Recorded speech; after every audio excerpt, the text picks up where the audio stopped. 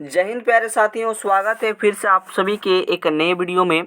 तो दोस्तों, इस वीडियो में मैं आप लोगों को जो है क्या पढ़ाने वाला हूं दोस्तों, अगर आप लोग इस वीडियो को कंटिन्यू देख लेते हैं तो आप लोगों को बहुत ही ज़्यादा फ़ायदा होने वाला है, क्योंकि आज हम लोग देखने वाले हैं पीएम एसएससी के लिए। जी हाँ दोस्तों, पीएम एसएससी एंट्रेंस एग्ज़ाम के लिए जो साइंस है, जी हाँ दोस्तों, जो आपके पास साइंस है, साइंस का मोस्ट आईएमपी यानी कि जो इम्पोर्टेंट क्वेश्चंस है, इसका आज हम लोग खुलासा करने वाले हैं दोस्तों। ये अगर आप लोग वीडियो देख लीजिए तो आप लोग 29 सितंबर में किसी भी तरह का कोई दिक्कत नहीं होगा, है ना। आज हम लोग बहुत सारे ट्रिक पर बात करेंगे, बहुत सारे ट्रिक पर, कंसेप्ट पर बात करेंगे, ट्रिक एंड यहाँ पर बात करेंगे कंसेप्ट पर, है ना। ट्रिक एंड कंसेप्ट पर बात करेंगे ताकि किसी भी तरह का कोई दिक्कत ना हो, है ना। साइंस का हमारा बहुत सारे कम वीडियो आए हैं, लेकिन इस वीडियो को अगर अंत तक देख लेते हो तो और किसी भी तरह का कोई भी वीडियो देखने की ज़रूरत नहीं है। ये आप लोग के लिए मॉडल पेपर है, ठीक है ना। ये एक प्रकार का मॉडल पेपर है। और साइंस की बात करें, विशेषकर अगर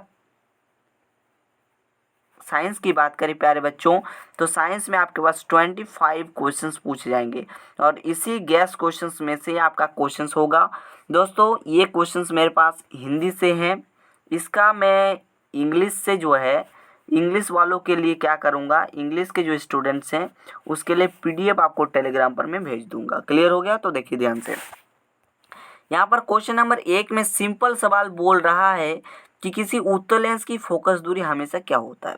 तो इससे पहले एक समझना होगा, जैसे कि यहाँ पर पूछ लिए कि उत्तल पूछ ले, हो सकता है कि आप लोगों से अवतल पूछ ले, है ना, हो सकता है कि नहीं, हो सकता है कि आपसे अवतल पूछ ले। तो दोनों का बता दूं, एक होता है अवतल तो एक होता है क्या, उत्तल, एक होता है उत्तल, ठीक है ना।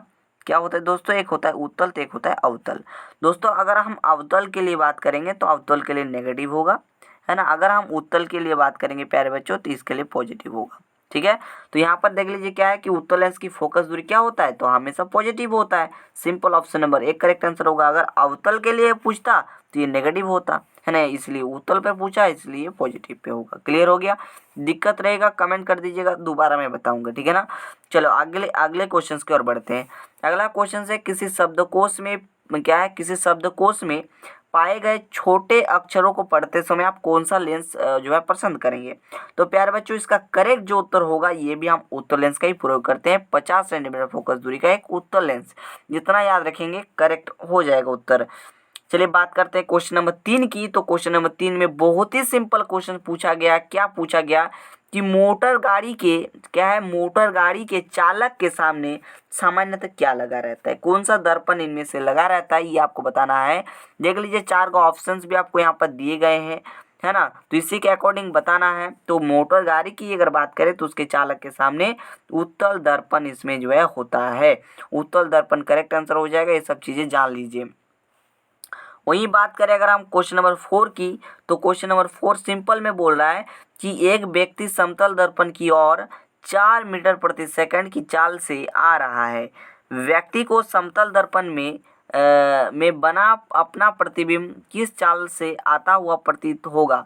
तो इसका करेक्ट आंसर नीचे आप लोग कमेंट करके बताएंगे। काफ़ी इंपॉर्टेंट सवाल है, नहीं देखकर आप लोग कमेंट पे बताएंगे इसका आंसर क्या होगा। चलिए बात करते हैं क्वेश्चन नंबर 5 की, जो कि मोस्ट इंपॉर्टेंट है। क्या है कि नेत्र लेंस की फोकस दूरी अगर बढ़ जाए तो वहाँ पर आँख में क्या उत्पन्न होता है। अगर दोस्तों फोकस दूरी यहाँ पर क्या होगा, फोकस दूरी अगर बढ़ जाएगा, फोकस दूरी दोस्तों अगर इंक्रीज कर जाएगा तो इसमें जो है, जो हमारा जो दृष्टि रोग होता है वो आपके पास क्या हो जाएगा, ऑप्शन नंबर बी यानी कि दीर्घ दृष्टि रोग यहाँ पर उत्पन्न हो जाएगा। और एक चीज़ मैं आपको बता दूं कि यहाँ से 2 क्वेश्चंस पूछे जाते हैं। 2 क्वेश्चंस कौन कौन से, इसे आप लोग जान लीजिए। यहाँ से कंफर्म हो सकता है कि पूछ लेगा, तो दोनों क्वेश्चन जान लीजिए। जैसे अगर ऐसा प्रश्न पूछे कि जैसे मान लीजिए कि ये एक होता है निकट दृष्टि दोष, और निकट दृष्टि दोष को दूर करने के लिए हम क्या यूज करेंगे, है ना, उत्तल को यूज करेंगे या फिर उत्तल को यूज करेंगे। हो सकता है कि दीर्घ भी पूछ दें, है ना, दूर भी पूछ दें, है ना, दूर वाला, है ना। तो देख लीजिए इसके लिए एक होता है अवतल, एक होता है क्या, अवतल होता है, तो एक होता है उत्तल, एक क्या होता है, एक होता है उत्तल तो एक होता है अवतल। क्लियर हो गया? कोई दिक्कत तो नहीं है। एक होता है क्या, अवतल, तो एक होता है उत्तल, एक होता है उत्तल।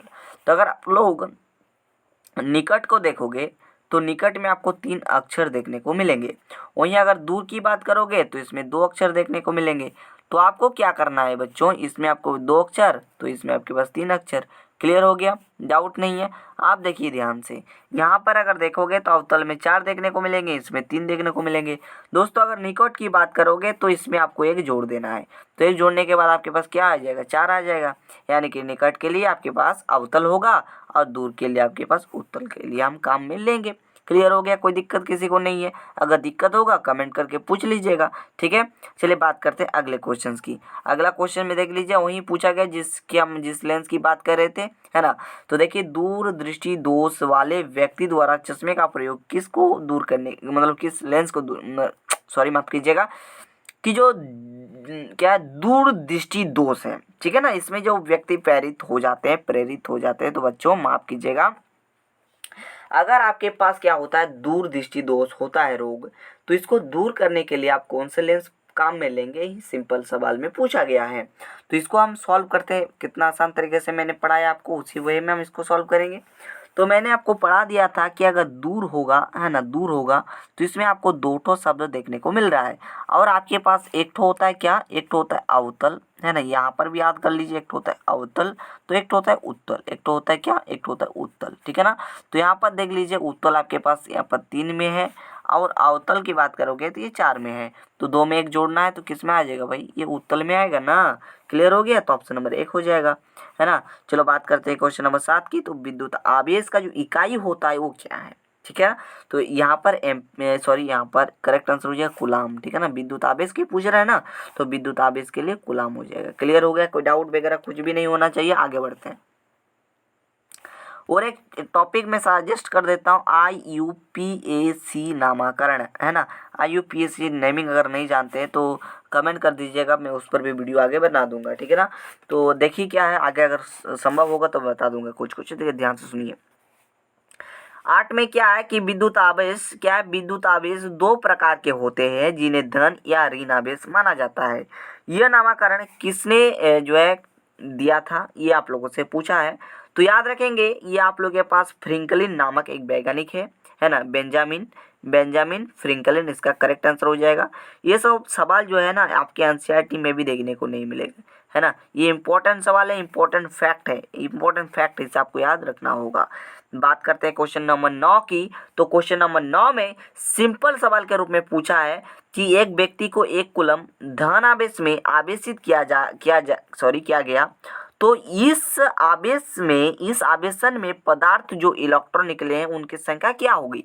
तो उसकी संख्या की बात करोगे तो उसकी संख्या ये हो जाएगा, कितना हो जाएगा दोस्तों, यहाँ पर थोड़ा सा मिसप्रिंट है, माफ कीजिएगा, मैं बार बार बता रहा हूँ। यहाँ पर हो जाएगा सिंपल, इसके उत्तर में लिखेंगे 6.25 गुना 10⁻18, ठीक है। एक्चुअली ये लिखा गया है, ठीक है ना। तो ऑप्शन नंबर 1 करेक्ट आंसर हो जाएगा इसी प्रकार से। चलिए बात करते हैं नेक्स्ट क्वेश्चन की। चलो नेक्स्ट क्वेश्चन भी हम देख लेते हैं। ये न्यूमेरिकल क्वेश्चन है, ये बहुत आसान क्वेश्चन है, वो भी फवार निकालना है। देखो क्या है कि किसी विद्युत बल्ब 220 वोल्ट तथा 100 वाट अंकित है, इसे 110 वोल्ट पर संचालित करते हैं, तब इसके द्वारा उपयुक्त शक्ति कितनी होगी। तो यहाँ पर पावर निकालने के लिए बोल रहा है ना, पावर। तो पावर निकालने कर आप आंसर खुद कमेंट करके बताओगे, है ना। किसी को कोई दिक्कत होगा कमेंट कर दीजिएगा भाई, है ना। ये सिंपल क्वेश्चन है, इसलिए मैंने इसको होमवर्क दे दी, है ना। ये बच्चा भी बना लेगा, है ना। इसका सिर्फ फॉर्मूला यहाँ पर अप्लाई करो भाई, यहाँ पर फॉर्मूला अप्लाई करो, बन जाएगा, कोई दिक्कत नहीं है। दिक्कत, चलो आगे बढ़ते हैं। देखिए अगला क्वेश्चन है, यहाँ पर क्वेश्चन नंबर 11 में क्या बोल रहा है। तो क्वेश्चन नंबर 11 में बोल रहा है कि विद्युत चुंबकीय प्रेरण की घटना की मतलब होती है, तो किसके कारण होती है। यहाँ पर ऑप्शन नंबर सी हो जाएगा, कुंडली तथा चुंबक के बीच अपेक्षिक गति के कारण कुंडली द्वारा प्रेक्षित विद्युत धारा उत्पन्न होती है। कोई दिक्कत नहीं है बच्चों, चलिए आगे बढ़ते हैं, है ना। क्या है देखिए, काफी इंपॉर्टेंट सवाल है यहाँ से कि विद्युत जनित्र का सिद्धांत किस पर आधारित है। तो विद्युत जनित्र के सिद्धांत जो है ना, ये आपके पास विद्युत चुंबकीय प्रेरण पर आधारित है, यानी कि ऑप्शन नंबर सी हो जाएगा करेक्ट आंसर। वही बात करते हैं क्वेश्चन नंबर 13 की। तो क्वेश्चन नंबर 13 है, लघु पतन के समय परिपथ में विद्युत धारा का मान क्या होता है। तो विद्युत धारा का मान क्या है, बहुत अधिक बढ़ जाता है, ठीक है ना, बहुत अधिक बढ़ जाता है, करेक्ट आंसर होगा। चलिए यहाँ पर 14 नंबर क्वेश्चन की बात करते हैं। तो यहाँ पर एक अभिक्रिया दिया हुआ है बच्चों, यहाँ पर एक अभिक्रिया दिया हुआ है। अभिक्रिया है क्या, PVO, प्लस में है कार्बन यानी कि C, और यहाँ से बन रहा है Pb प्लस में है Cu यानी कि कार्बन मोनोऑक्साइड। तो ये आप लोगों से बन रहा है। आप पूछ रहा है कि किस मतलब क्या हो रहा है, ऑक्सीकृत हो रहा है या फिर अपकृत हो रहा है, मतलब क्या हो रहा है, ये चीज़ पूछ रहा है ना बच्चों।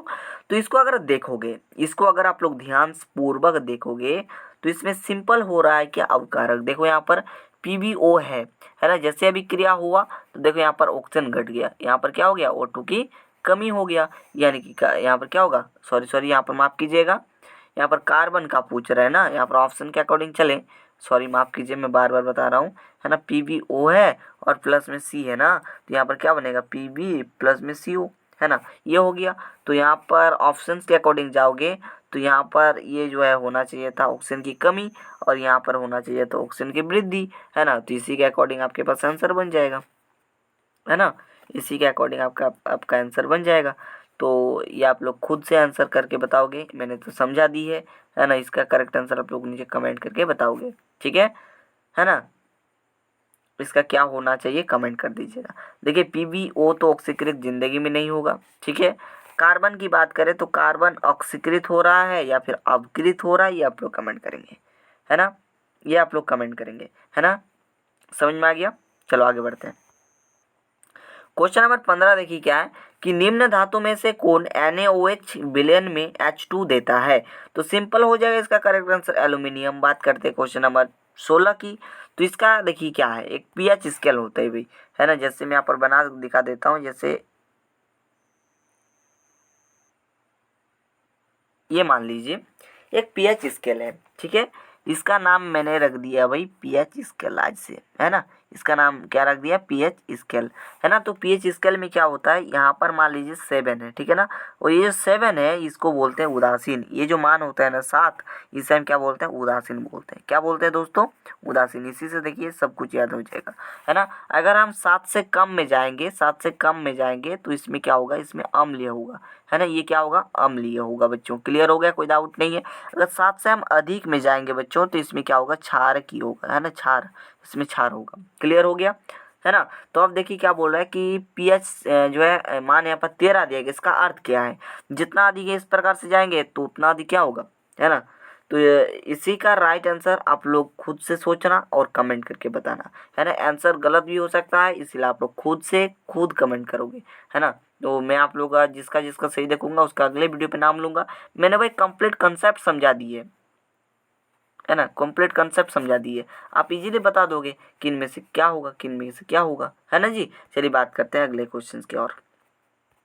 देखिए क्वेश्चन पूछ रहा है कि साधारण ताप पर फास्फोरस का अनुसूत्र क्या होता है। तो साधारण ताप की बात करें तो इसका अनुसूत्र होता है P4, है ना। तो चलिए बात करते हैं नेक्स्ट क्वेश्चन की। तो क्वेश्चन नंबर 18 में पूछा गया कि पीतल में रहता है। तो पीतल में दोस्तों Cu यानी कि कॉपर एंड जिंक रहता है। बात करते हैं क्वेश्चन नंबर 19 नंबर क्वेश्चन की। तो धातुओं की प्रकृति क्या होता है। तो धातुओं की प्रकृति की अगर हम बात करें प्यारे बच्चों, है ना जी। तो यहाँ पर क्या बात कर रहे हैं बच्चों, कहाँ चला गया क्वेश्चन से, यहाँ पर या नहीं बच्चों। तो धातुओं की प्रकृति की बात करें तो ये जो है विद्युत धनात्मक होते हैं, ठीक है ना, विद्युत धनात्मक होते हैं, ठीक है। उसके बाद चुंबकीय अशुद्धि क्या है, हाँ, चुंबकीय अशुद्धि को किस प्रकार दूर किया जाता है। तो इसका राइट आंसर हो जाएगा चुंबकीय विधि द्वारा। उसके बाद कार्बनिक यौगिक का अवयव तत्व कौन सा है। तो यहाँ पर कार्बन हो जाएगा। उसके बाद अक्रिय तत्व कौन सा है। तो अक्रिय तत्व की बात करें दोस्तों तो इसका right answer option number B हो जाएगा, हीलियम, ठीक है ना। यहाँ पर मैं कंसेप्ट आपको समझा देता हूँ थोड़ा बहुत, तभी आप इस तरह के प्रॉब्लम बना पाएंगे। जैसे कि यहाँ पर देख रहे हैं ये वाला, है ना। इसके लिए आपको कंसेप्ट की ज़रूरत होगी, है ना। साइंस यानी कि कंसेप्ट, ये रटने वाला चीज़ है नहीं, लेकिन कुछ कुछ आप लोग याद रखेंगे, है ना। इतने कम समय में कुछ कुछ याद रखना होगा, है ना। तो चलिए हम इसके कंसेप्ट को समझते हैं, है ना। इसके कंसेप्ट की अगर बात करोगे भाई तो इसके कंसेप्ट में आता है आपके पास एक टॉपिक आता है हाइड्रोकार्बन, है ना।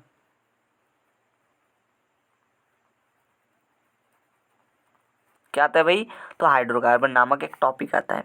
तो हाइड्रोकार्बन को अगर देखोगे तो इसे दो भागों में बांटा गया था। क्या क्या भागों में बांटा गया था, चलिए जानते हैं, है ना। इसको हटा देते हैं भाई। तो पहला है संतृप्त हाइड्रोकार्बन, है ना। इसको पहले भागों में बांटे थे क्या, संतृप्त में। उसके बाद इसको हम बांट सकते हैं असंतृप्त में भाई, है ना। किसमें, तो असंतृप्त में हम इसे बांट सकते हैं। तो संतृप्त के अनुसूत्र की बात करोगे तो इसका अनुसूत्र होगा CnH, सॉरी 1 मिनट माफ कीजिएगा। इसमें ही और एक श्रेणी आता है जिसका हम क्या बोलते हैं, एल्केन, है ना। और उसके बाद असंतृप्त में क्या होता है बच्चों, असंतृप्त में इसमें 2 श्रेणी आती हैं, है ना। जिसमें से हम पहले श्रेणी को बोलते हैं एल्कीन, ठीक है ना, है ना। पहले को बोलते हैं एल्कीन, इसे एल्केन, ठीक है ना, ALKANE, और इसे ALKENE। उसके बाद और एक श्रेणी आती है जिसे बोलते हैं एल्काइन, ALKYNE, ठीक है ना, ALKYNE। अब इसके एक एक करके सूत्र पता कर लेते हैं। तो सबसे पहले बात करेंगे एल्केन श्रेणी की, ठीक है ना। तो एल्केन की बात करें सबसे पहले ALKANE, ठीक है ना, इसकी सूत्र की बात करेंगे। उसके बाद बात करेंगे एल्कीन की, ठीक है ना, एल्कीन की बात करेंगे। उसके बाद बात करेंगे एल्काइन की, ठीक है ना, एल्काइन की बात करेंगे, है ना। यहाँ से क्वेश्चन एकदम कन्फर्म ही रहेगा। तो ये कुछ जनरल GF फार्मूला होता है ना। GF मतलब गर्लफ्रेंड नहीं, है ना, इसका कुछ जनरल फार्मूला होता है भाई, है ना। तो इसका जनरल फार्मूला होता है CnH2n और प्लस में होता है 2, है ना। इसकी बात करोगे तो इसे CnH2n होता है सिर्फ, और इसे होता है CnH2n माइनस का 2, ठीक है। कैसे याद रखोगे भाई, है ना। देखो एक बार याद रख लो CnH2n प्लस 2, उसके बाद सिर्फ CnH2n 2 को हटा देना है ना। सबसे पहले जोड़ना है, उसके बाद हटा देना है, फिर आपको घटा देना है। जोड़ना है, कुछ नहीं करना है, घटा देना है ना। जोड़ना है, देख लीजिए, उसके बाद ये थोड़ा सा इसको ही लिखना है, उसके बाद घटा देना है ना। तो ये इस प्रकार से आप याद रख लीजिएगा, कोई दिक्कत नहीं है। आप देखिए क्वेश्चन में क्या पूछ रहा है कि एल्किन श्रेणी के यौगिक सामान्य सूत्र है, ठीक है ना। और यहाँ पर जो एन क्या है भाई, यहाँ पर बात करते हैं एन। एन मतलब कि आप 1 2 3 4 इस प्रकार से आप संख्या रख सकते हो, ठीक है ना।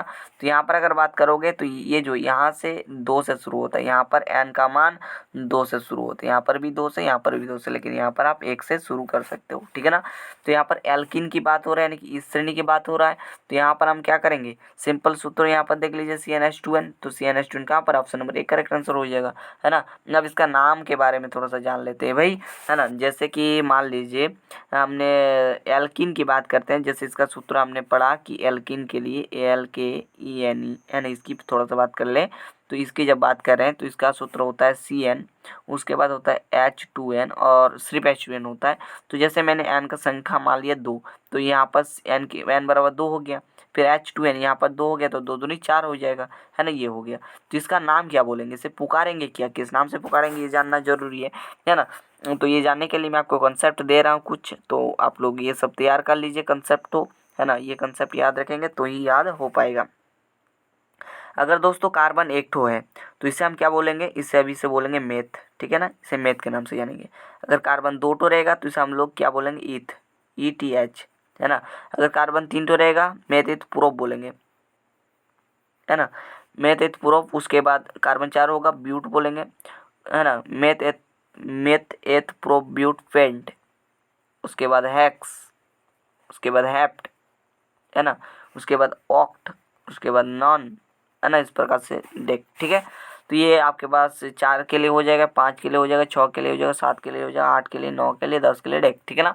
ये इस प्रकार से हो गया, ठीक है। तो अभी हमने सूत्र एक तो पढ़ा था क्या, C2 और H4, है ना। तो अगर आपके पास यहाँ पर और एक चीज़ जान लीजिए, अगर एल्कीन होगा, है ना, यहाँ पर लिख देते हैं, है ना। अगर एक मिनट जी, क्या हो रहा है ना, अगर एल्कीन होगा, इसके लिए हम क्या काम में लेंगे, ENE अंत में लगा देंगे। जैसे मैथ लगाया तो उसके बाद उसके लास्ट में ENE लगा देंगे। तो इसका अगर नाम की बात करोगे तो दो कार्बन है, तो 2 कार्बन को क्या बोलेंगे, ये तो बोलेंगे, है ना। 2 कार्बन को ETH, ठीक है। उसके बाद अंत में लगाना है ENE, तो ENE लगा दी तो इथीन हो गया, है ना। इसी प्रकार से अगर आप लोग बोलोगे, यही नामकरण याद होना चाहिए, है ना। जैसे कि अगर एल्केन के लिए बता दें, है ना, ALKANE, एल्केन के लिए बता दें तो इसका सूत्र होता है CnH2n, और प्लस में होता है 2, है ना। जैसे यहाँ पर 1 रखते हैं तो C1, उसके बाद H, यहाँ पर n की जगह पर 1 होगा तो 2 गुना 1 2 हो जाएगा, है ना, और प्लस में हो जाएगा 2, ठीक है। तो यहाँ पर क्या होगा, सी हो जाएगा एजिटेज और 2 2 4 हो गया, यानी कि CH4। पहला कार्बन को क्या बोलेंगे, मेथ बोलेंगे, METH मैथ हो गया। और यहाँ पर एल्केन के लिए बात हो रहा है तो अंत में ANE लगा देंगे, तो मैथ उसके बाद ANE, ठीक है ना, मेथेन हो गया, है ना। अगर एल्काइन की बात करोगे तो अंत में YNE जोड़ोगे, है ना। इसी प्रकार से हम एल्केन की बात कर रहे हैं तो उसमें ANE जोड़ रहे हैं, है ना, ये होता है। चलो जी आगे बात करते हैं। यहाँ पर ये वाला सेट कंप्लीट हो जाएगा दोस्तों, और आप लोग को आगे बहुत सारे इंपॉर्टेंट फैक्ट्स देखने को मिलेंगे चैनल पर, तो सब्सक्राइब कर लेना सभी विद्यार्थी, ठीक है। तो कहाँ तक देख लिए भाई, है ना, कहाँ पर क्वेश्चन चला जाता है भाई, अचानक से पता नहीं चलता, है ना।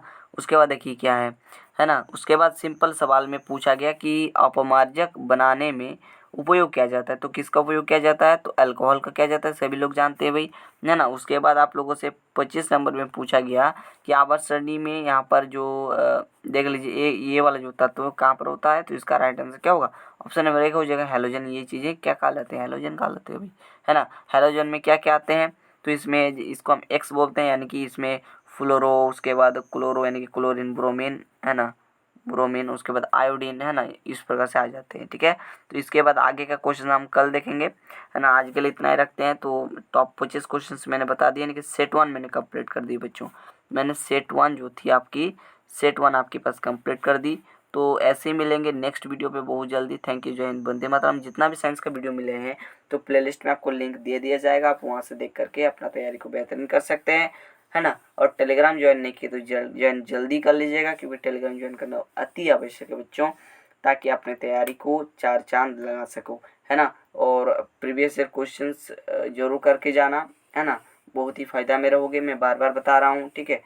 मेरा ज़्यादा से ज़्यादा समय नहीं मिल पा रहा है, इसलिए वीडियो थोड़ा सा कम मिल पा रहा है, वरना आगे ऑलरेडी सॉल्व जो है। अगर मैथ का देखोगे, है ना, मैथ का मैंने लगभग 1 घंटा में सॉल्व करवा रखा है ना, मैथ का 1 घंटा में करवा रखा है। अगर उस वीडियो को देखना चाहते हैं तो डिस्क्रिप्शन बॉक्स में लिंक आपको मिल जाएंगे। तो चलिए दोस्तों, मिलते हैं नेक्स्ट वीडियो पे, तब तक के लिए थैंक यू, जय हिंद, वंदे मातरम। मेहनत करते रहिए, पढ़ते रहिए।